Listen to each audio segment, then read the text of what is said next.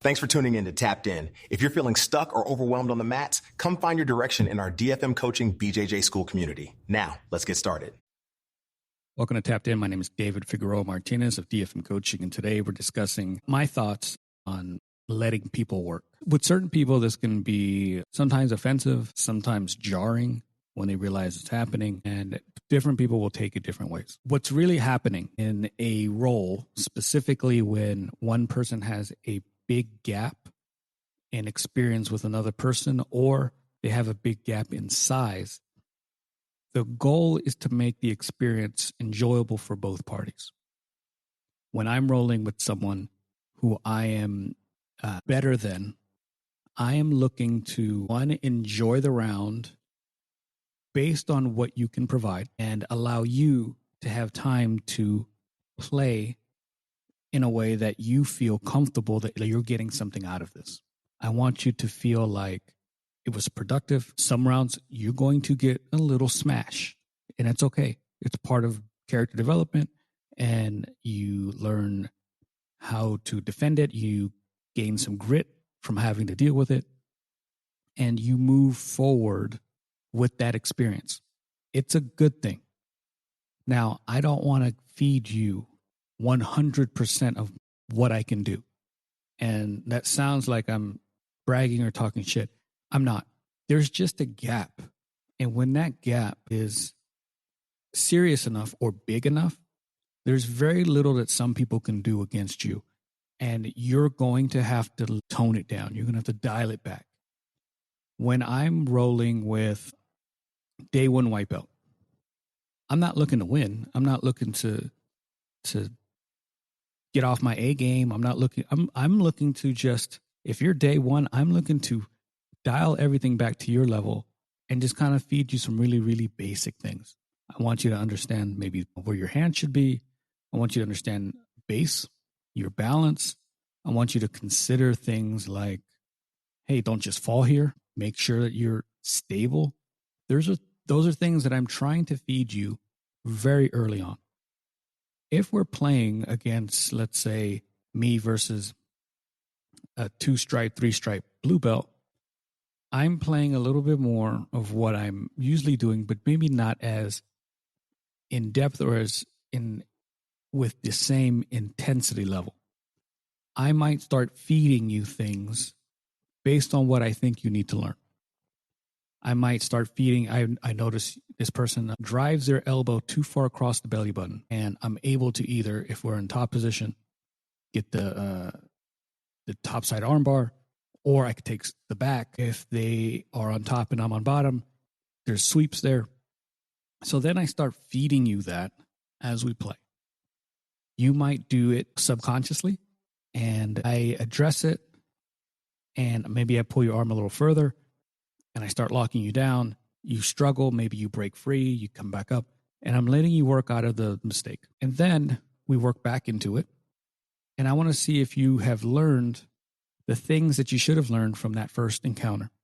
This is all in the same round. So then I start pushing, and I feed the same outcome, and I want to see if you will adapt to that early. When you do, then we get to play a little further. If I pull you across and you don't address it, and you just had a lesson where you didn't address it, then I'm taking the sweep. And then when we get back to the position, because I'm going to feed it back to you again, because that's the whole purpose of this round, and I try it again, and you don't understand what's happening, then I verbally say something. Hey, bro, don't let me pull your elbow this far across. Hey, I noticed that you post your hands on the mat. Don't put your hands on the mat. It's going to lead to this, and this. And then we're going to feed that again during that same round. And I want to see if you were paying attention. Again, this is from an instructor mindset, so it might be a little different than your peer-to-peer, but we should all be doing some of this as higher belts wanting to encourage lower belts to get better and feed them what they need. So I, again, will feed you that same response. Now I'm really seeing, did you pay attention to what I just told you? Are you coachable? And if you are coachable, let's see how coachable. And then you start defending, and maybe you don't let me get the elbow across. Beautiful. Good. I'm happy. I might even throw out, good job. Great. Beautiful. And then maybe you lead to another mistake. So now I know he or she's understanding that they can't get the elbow across in a 2-on-1. They're pulling the elbow back, but maybe they're bending back too far. Now I hip bump. So now I take you that way. And we might go through the round again, and I might feed you the exact same scenario. I start pulling the arm across. Sometimes people forget. I take the sweep. Sometimes they respond really well. Maybe they respond even earlier. And then when I hip bump, they saw it coming. They responded to that.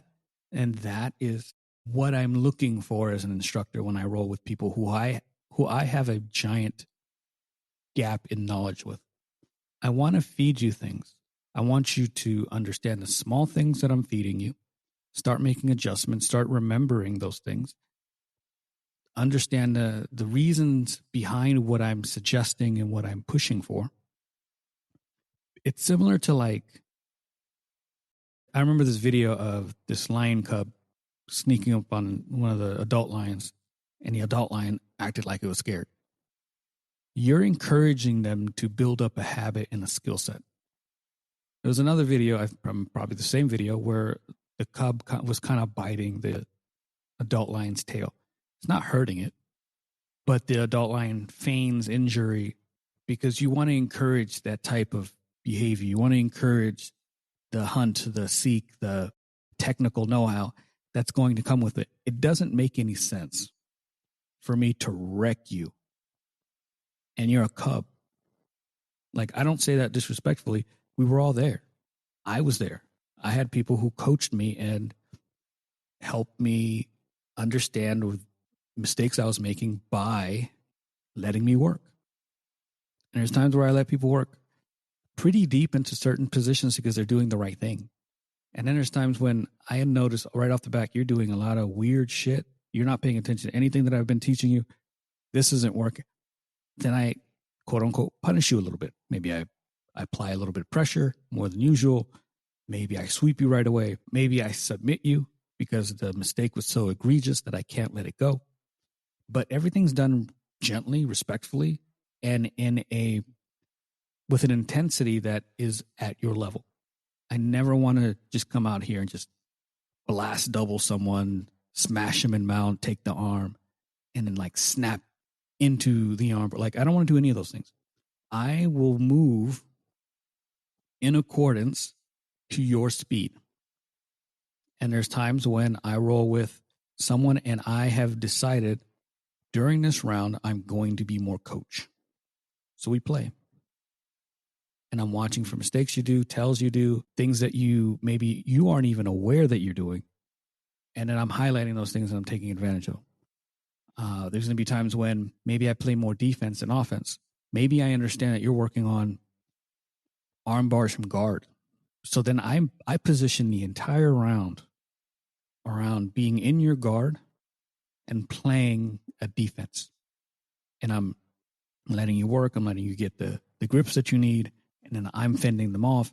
And that helps me as well because it keeps me sharp defensively. And then maybe I let you get a little further because you did the right thing, just like before.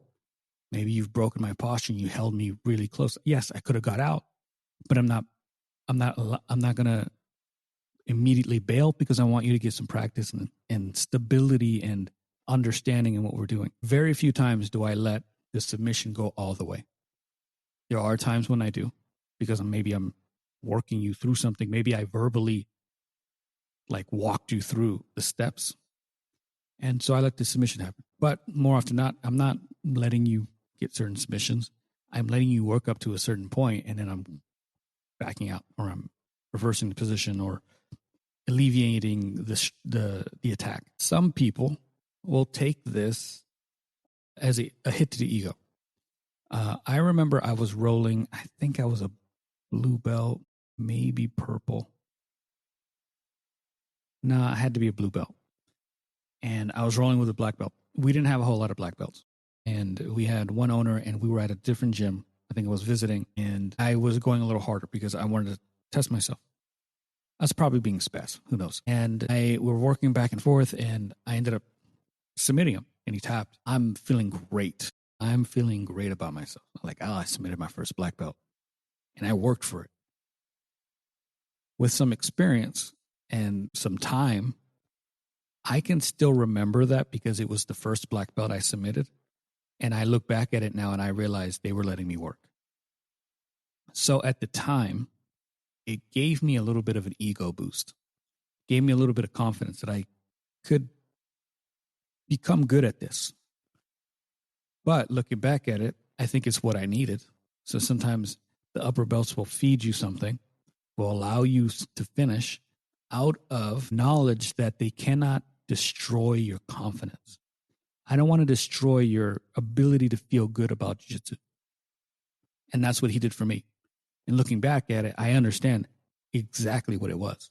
It wasn't me being so skillful. I have no idea at what point he could have stopped everything. But he was playing. He was letting me work. And I've done it for other people. The idea is, like I said, we don't want to destroy your confidence. We want to build it up. We want to build you up. We want to build you and have these little tiny successes, just like when a student gets a stripe. It's a tiny mile marker saying that you're on the right path, you're doing the right things, keep going this route. When I allow someone to get into work, I'm doing the same thing. I want you to understand where we're at. So if I've heard this, if I ever hear that a student who I let work goes to somebody and tells them that they were like, that they smashed me or submitted me, I'm taking note. I'm like, okay, we need to humble that person. And this isn't like a thing. This isn't one of those really icky things that people do in some gyms. This is just, I've allowed you to get maybe too high on the horse. I've allowed you to gain maybe a little too much. In that instance, I need to humble you a little bit. And it doesn't mean that I go out there and try to injure you or wreck you. I shut your game down completely. Reality check. I want you to know that, one, you kiss and tell. We were having a moment. I allowed you to play. We had our moment on the mat. And then you went and told people that you wrecked me or you almost got me. Okay, let's play again. And a week later or whenever I see you again, we're going to play. And it is going to be the most calm and chill round you could have and still be dominated in. So one of the things that I do to kind of balance that, and I picked it up from my first jiu-jitsu coach at an actual academy. He said, out of a 6-minute round, you should let them play for 4. And for those 4 minutes, you're not a dummy. You're not a lifeless form. You're letting them play and you're defending and you're doing things, but it's a little bit more in their favor. You may not let them submit you. You may not completely let them sweep you or get it to super dominant positions, but you're allowing them to play for that 4 minutes. And then the last 2, or yours to do whatever you want, respectfully, of course. And those last 2, that's where you impose your will, your game, your A game, the thing you're working on, your B game, whatever you decide. But it is yours. You're no longer having to work with someone. You're now the driver. I think that approach helps tremendously allow people to understand when people are playing or allowing them to play, and then when the reality check kind of hits, and it happens in one round. So yes, they might feel good about the success that they had, but then they're also reminded, we got belts for a reason. There's a skill gap here. My philosophy on this, when I am rolling with people, again, like I stated, I want people to feel good about themselves. Just enough. I want people to be able to work on things. And me personally, I want to, even when I'm in like competition mode, like which I'm in right now, when I roll with someone who's smaller or less experienced, not as strong, my goal is to use just enough strength to get the job done. So sometimes I'll roll with people and they'll make a comment, oh, you let me do that. It's like, no, I didn't let you. I'm just playing to a specific skill set for this scenario. where I want to handicap myself where I am playing to your strength, physical strength. If I have to blast through something or use all of my strength to get the job done, I don't feel like it's an adequate technique. So I play to the level of strength that you have when I'm training. And competition is a different scenario. But when I'm training, if I'm going against, let's say, a 130-pound woman, I am currently 190. Blowing through your technique with all strength doesn't do you any good and doesn't do me any good. We both understand that the strength is in my favor. The same way I roll with Mark at 5 Peaks, the strength is completely in his favor. If he grabs a hold of something, I can't break the grips unless he chooses to. So that's kind of what I mean. I lower that level because I want to be able to get the technique off without having to dial into the strength aspect. I want to be able to trick you into giving me what you want or what I want. I want to be able to set up traps in a way that when you get to that destination where I have the trap, it's maybe a flick of the wrist or a turn of the hip or a slight bridge. It's not strength. I want it to be functionally sound so it felt like I didn't have to do any strength whatsoever. And that's what I'm going for when I'm rolling with smaller people or people who are maybe a little less experienced. And that's just my approach. And I've had people kind of, hey, you let me do that, or how come you didn't really fight that off? Or the goal wasn't to use strength. The goal was to use pure technique, or as pure as I can make it. So I'm playing to a different game here. And I feel like it's made me a lot more technical over the years. And so I don't begrudge it. For me, it's a huge asset.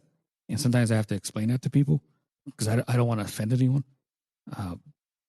But it wouldn't make any sense for me to use all my strength. Same way that it wouldn't make any sense for Mark to use all his strength. He would body me. So it doesn't do me any good. It doesn't do him any good.